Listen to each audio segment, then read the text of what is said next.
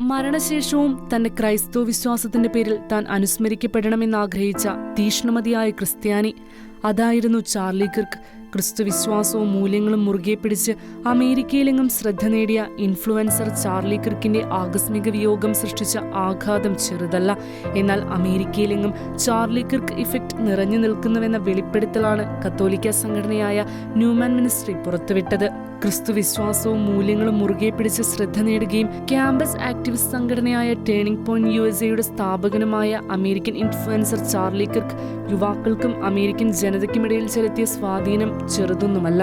Charlie കിർക്കിന്റെ കൊലപാതകത്തെ തുടർന്ന് വർഷങ്ങൾക്ക് ശേഷം ദേവാലയങ്ങളിലേക്ക് എത്തുന്ന നിരവധി യുവാക്കളുടെയും അവരുടെ പ്രിയപ്പെട്ടവരുടെയും സാക്ഷ്യങ്ങൾ കൊണ്ട് നിറഞ്ഞിരിക്കുകയാണ് സോഷ്യൽ മീഡിയ പ്ലാറ്റ്ഫോം.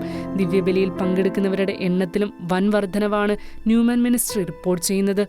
രാജ്യവ്യാപകമായി 250ഓളം ക്യാമ്പസുകളിൽ പ്രവർത്തിക്കുന്ന സംഘടനയാണ് ന്യൂമാൻ മിനിസ്ട്രി.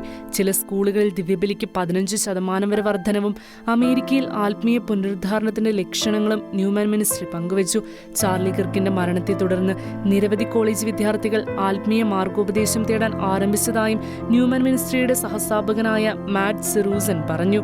ഞാൻ എന്തു ചെയ്യണം, എന്താണ് തിന്മ, ദൈവം ഇത് എന്തുകൊണ്ട് അനുവദിക്കുന്നു തുടങ്ങിയ ചോദ്യങ്ങളാണ് വിദ്യാർത്ഥികൾ കൂടുതലായും ചോദിക്കുന്നതെന്നും അദ്ദേഹം കൂട്ടിച്ചേർത്തു.